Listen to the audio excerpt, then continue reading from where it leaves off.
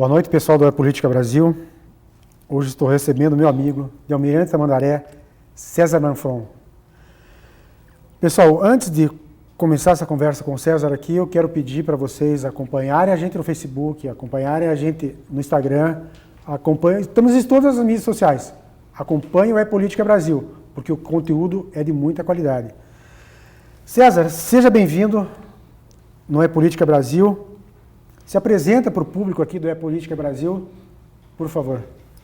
Muito obrigado, Miguel, a você. Quero dar uma boa noite a todos que estão nos assistindo. Eu sou o César Manfron, nasci em Almirante Tamandaré, já faz um bom tempinho já, né? Eu sempre digo que não gosto muito de falar a idade, mas nada a ver. Mas realmente sou curitibano, paranaense, tamandareense, brasileiro. Gosto muito do que eu faço, né? Sou advogado, também jornalista, tenho emissora de rádio. E estou aqui com você hoje com muita alegria, aí, prestigiando e realmente tenho acompanhado o teu programa. Para mim é uma grande satisfação ser convidado para participar aqui do É Política Brasil, Miguel. E eu que agradeço a sua presença aqui, César. Mas eu quero que você conte, que eu sei que você tem uma história rica, política, dentro de Almirante Tamandaré. Conta um pouquinho para mim dessa tua história política dentro de Almirante Tamandaré. Olha, Miguel, política, desde 6, 7 anos de idade, eu faço política. Meu avô me colocava dentro de uma rural.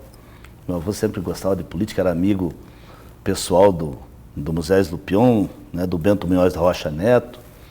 E o meu avô me colocava desde pequenininha dentro do carro, fazer política, ou seja, conversar com as pessoas. Fazer política é conversar com as pessoas. Depois tive realmente a alegria de poder participar de algumas campanhas, levando propaganda, quando criança ainda eu era muito criança, do Maurício Frutti e o Adalberto Daros, que foi deputado estadual. E, consequentemente, nunca mais parei. Militei política estudantil no Colégio Estadual do Paraná. Fui o primeiro presidente, quando eu completei 18 anos de idade, já fui presidente do MDB, do PMDB, no município de Almirante Tamandaré. Fui delegado à convenção estadual, fui delegado à convenção nacional do PMDB. E sempre militei em política, é uma coisa que eu gosto de fazer, porque eu não me envergonho nunca de dizer que sou político e gosto de política, porque eu sou o tipo do político que olho nos olhos das pessoas, e eu acho que isso é muito importante, sabe, Miguel? E aí eu me aventurei, né, em Almirante Tamandaré. Digo que eu me aventurei porque era muito novo ainda e resolvi ser prefeito da minha cidade, Almirante Tamandaré. E fui lá disputando uma eleição, disputei uma eleição em 92, nunca tinha sido candidato a nada, vereador, a nada. Em 92 eu acabei perdendo as eleições, né, 1.300 e poucos votos de diferença. E já me preparei para 96 e ali fui prefeito em 96, depois prefeito, me reelegi em 2000 e depois não tive mais mandato, mas nunca saí da política. Tenho realmente alegria em dizer isso, participei de várias campanhas, de coordenação de campanha de governador do Paraná, sou amigo pessoal do senador Álvaro Dias, com o qual tenho uma liberdade. Sempre estou falando com ele, uma pessoa que eu admiro, o posicionamento dele dentro do Congresso. Já esteve no programa Álvaro Dias, o senador Álvaro Dias. Já esteve aqui, né? Já esteve aqui. Um grande sujeito. Hoje mesmo falei com o senador Álvaro Dias, hoje, antes de vir para cá, até falei a ele que viria aqui, mandando um abraço ao Álvaro, e disse a ele do posicionamento que ele teve sobre a votação no Senado, que lá não pode ser balcão de negócio, lá tem que votar pelo povo brasileiro. Certeza. Né? Então é isso, é mais ou menos isso. Então, e nessa tua história, como que você vê hoje, dessa época que você foi prefeito em Almirante Tamandaré, como que está o Almirante Tamandaré hoje? Olha, Miguel, não só Almirante Tamandaré, eu vou te dar um exemplo.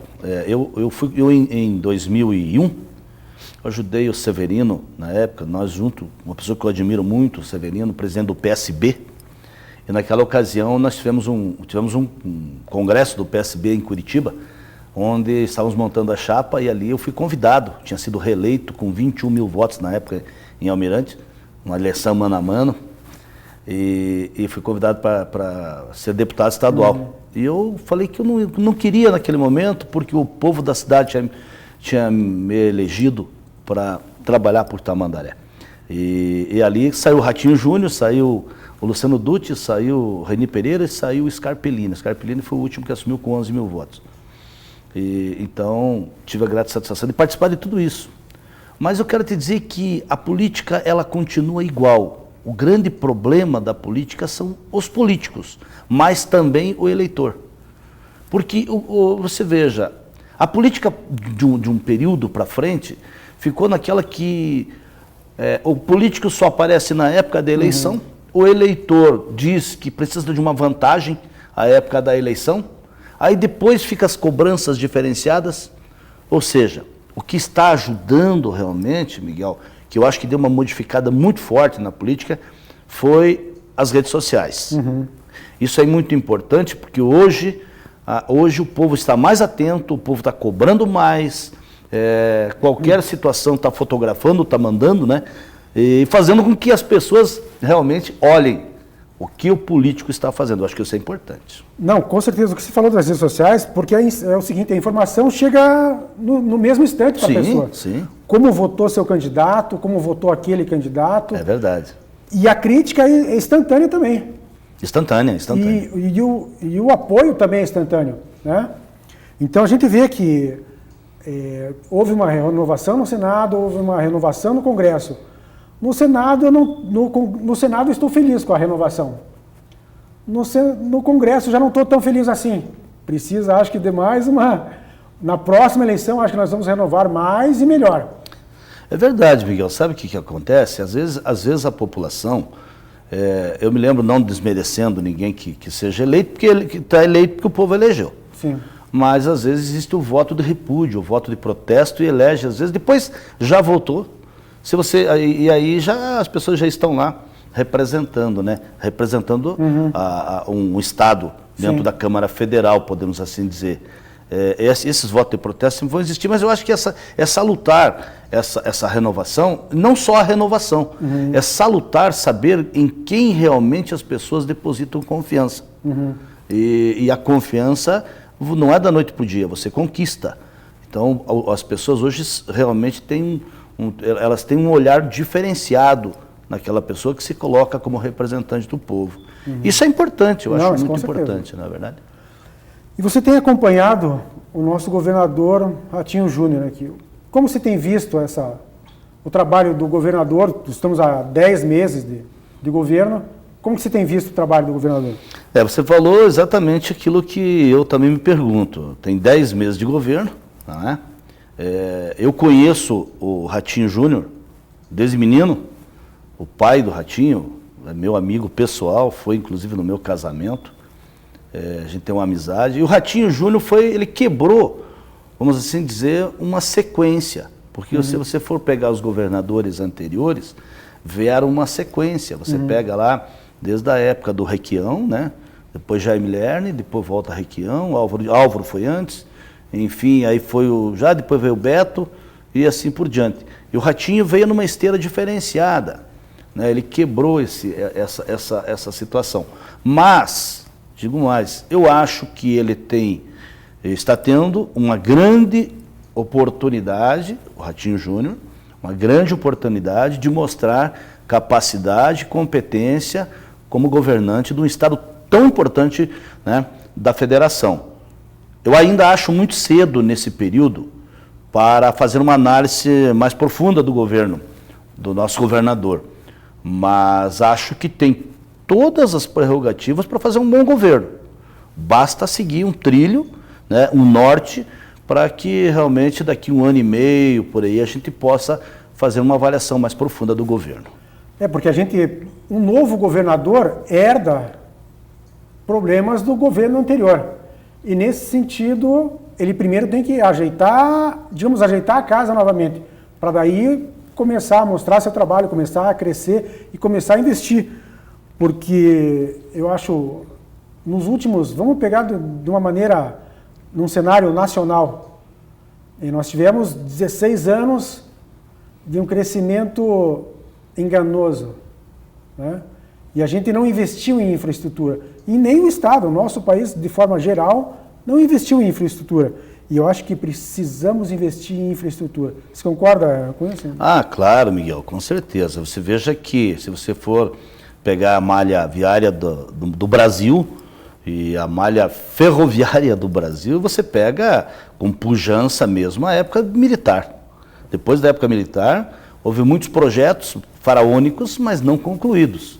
Agora, voltando ao nosso estado, o estado do Paraná, é óbvio que o governante inteligente é aquele governante que faz o reaproveitamento daquilo que está dando certo. Uhum. O governante que não é inteligente é aquele que diz, agora eu sou governo, eu vou mudar tudo. Não. Coisas que estão dando certo, não tem como mudar. Você pode aprimorar. Você pode melhorar. Exatamente. Mas não... E isso é uma coisa que atrapalha muito, às vezes, em municípios. Uhum. Porque municípios, às vezes, por rixa ou por rivalidade política, entra um novo prefeito, um novo administrador e abandona todo aquele projeto que já existia. Eu vou dar um exemplo clássico. Na minha época, quando fui prefeito na minha cidade, em Almirante Tamandaré, eu levei para o Almirante Tamandaré, vou dar só um exemplo.